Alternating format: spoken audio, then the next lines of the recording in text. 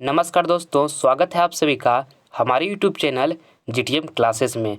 दोस्तों आज हम कक्षा 10वीं के लिए साइंस का मोस्ट इम्पॉर्टेंट प्रश्न जो दोस्तों उसको हम आपको फटाफट रिवीजन कराते चलेंगे। आप जल्दी जल्दी बारीकी से सारे क्वेश्चन को रिवीजन करते चलिएगा। ये एग्जाम के लिए दोस्तों ये प्रश्न जितना भी इसमें हम सेलेक्ट किए हैं काफ़ी आपके लिए महत्वपूर्ण है। ठीक है, चलिए हम जल्दी से वीडियो को स्टार्ट करते हैं बिना टाइम को विलम्ब किए हुए।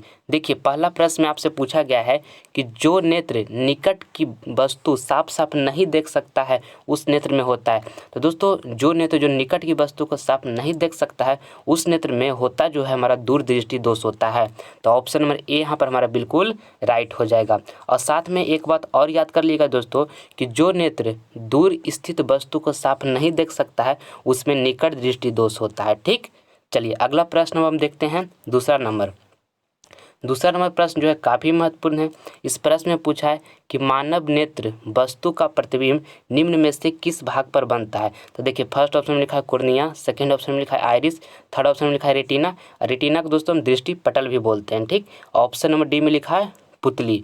तो जो मानव नेत्र में दोस्तों वस्तु का जो प्रतिबिंब है निम्न में से किस भाग पर बनता है, तो रेटिना पर बनता है। इसलिए ऑप्शन नंबर सी हमारे यहाँ पर बिल्कुल राइट हो जाएगा। और कैसा बनता है, तो वास्तविक, उल्टा तथा छोटा बनता है। ठीक, चलिए अगला प्रश्न हम देखते हैं।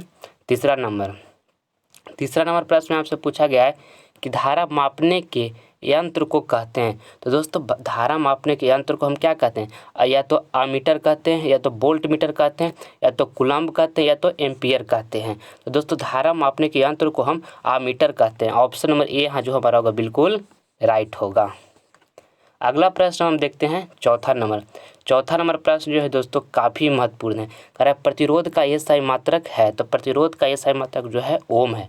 ठीक है, तो ऑप्शन नंबर यहाँ पर हमारा सी जो होगा बिल्कुल राइट हो जाएगा।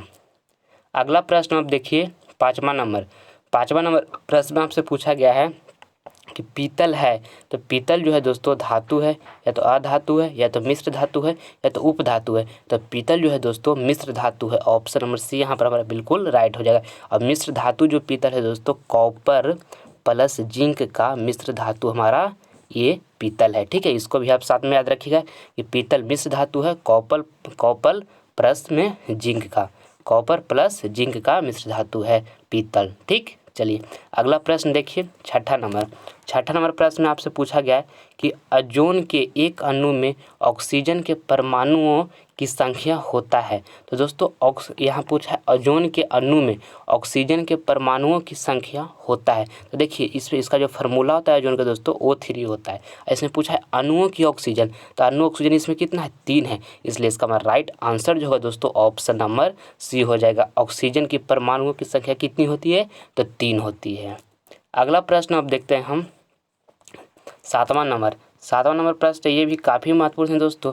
इसमें आपसे पूछा गया है यहाँ पे कि आवर्त सारणी में कितने आवर्त होते हैं। तो दोस्तों आवर्त सारणी में जो आवर्त होते हैं वो 7 होते हैं। ठीक है, तो ऑप्शन नंबर सी यहाँ पर बिल्कुल राइट हो जाएगा 7। और दोस्तों पूछेगा कि आवर्त सारणी में कितने वर्ग होते हैं, तो वर्ग जो होते हैं 18 होते हैं। इसको भी आप याद कर लीजिएगा। अगला प्रश्न आप देखिए। 8 नंबर प्रश्न में पूछा गया है कि हीलियम कैसा तत्व है। तो दोस्तों हीलियम कैसा तत्व है, फर्स्ट ऑप्शन में लिखा है अक्रिय, सेकेंड ऑप्शन में लिखा है क्रियाशील, और थर्ड ऑप्शन में लिखा है सक्रिय, और लास्ट में लिखा है उदासीन। तो हीलियम कैसा तत्व है दोस्तों, तो अक्रिय तत्व है। तो ऑप्शन नंबर ए जो हमारा होगा बिल्कुल राइट हो जाएगा। ये काफ़ी महत्वपूर्ण है, इसको याद रखिएगा। हीलियम कैसा तत्व है, तो अक्रिय तत्व है। अगला प्रश्न देखिए। 9वां नंबर प्रश्न में आपसे पूछा गया है कि भोजन का पचना किस प्रकार की अभिक्रिया है। दोस्तों भोजन का पचना किस प्रकार की अभिक्रिया है, तो उपचयन है। ठीक है, इसका हमारा राइट आंसर जो होगा ऑप्शन नंबर ए हो जाएगा, उपचयन। अगला प्रश्न अब देखिए। 10वां नंबर प्रश्न में पूछा गया है कि पीएच का कौन सा मान क्षारक विलयन का मान देता है। ठीक है दोस्तों, पीएच का कौन सा मान है जो क्षारक विलयन का मान देता है। तो दोस्तों क्षार जब होता है, जब 7 से अधिक होता है तो क्षार होता है। तो देखिए इसमें 7 से अधिक वाला हमारा ऑप्शन नंबर डी में केवल 13 ही लिखा हुआ है। तो ऑप्शन नंबर डी यहाँ पर बिल्कुल राइट हो जाएगा। और दोस्तों आपसे अम्ल पूछेगा तो अम्ल जो होता है 7 से कम होता है। उदासीन पूछेगा तो उदासीन जो होता है 7 होता है। ठीक है, और क्षार कितना होता है, 7 से अधिक होता है। अगला प्रश्न अब देखिए। 11 नंबर प्रश्न में पूछा गया है कि उत्तल लेंस को कहते हैं? तो दोस्तों उत्तल लेंस को हम अभिसारी लेंस कहते हैं। ठीक है, ऑप्शन नंबर ए जो हमारे यहाँ पर होगा बिल्कुल राइट हो जाएगा। और पूछेगा आपसे कि अवतल लेंस को कहते हैं, तो अवतल लेंस को हम अपसारी लेंस कहते हैं। इसको भी साथ में याद करिएगा। ऑप्शन नंबर यहाँ पर ए जो होगा हमारा बिल्कुल राइट है। अगला प्रश्न देखिए 12 नंबर। और दोस्तों अगला प्रश्न देखने से पहले आपसे हमारी एक छोटी सी रिक्वेस्ट है कि अगर जो आप हमारे चैनल पे नए हैं तो दोस्तों आप इसे सब्सक्राइब कर लीजिए, क्योंकि सब्सक्राइब करने से फ़ायदा क्या होगा कि जब भी हम इस चैनल पर वीडियो को अपलोड करेंगे तो उसका नोटिफिकेशन सबसे पहले आपको प्राप्त होगा। देखिए 12 नंबर प्रश्न में आपसे पूछा गया है कि लोहे की परमाणु संख्या है। दोस्तों लोहे की परमाणु संख्या जो है 26 है। ठीक है, तो यहाँ पर ऑप्शन नंबर बी जो हमारा होगा बिल्कुल राइट हो जाएगा। अगला प्रश्न हम देखते हैं, ये हमारा 13 नंबर प्रश्न में पूछा गया कि अवतल लेंस की क्षमता होती है। तो अवतल लेंस की जो क्षमता होती है दोस्तों ऋणात्मक होती है, यानी कि बोले तो निगेटिव होती है। ठीक है, तो ऑप्शन नंबर यहाँ पे ए जो होगा बिल्कुल राइट हो जाएगा। और दोस्तों आपसे पूछेगा कि उत्तल लेंस की क्षमता होती है तो घनात्मक होती है, उसको भी आप याद रखिएगा साथ में। अगला प्रश्न देखिए 14 नंबर प्रश्न जो है काफ़ी महत्वपूर्ण है।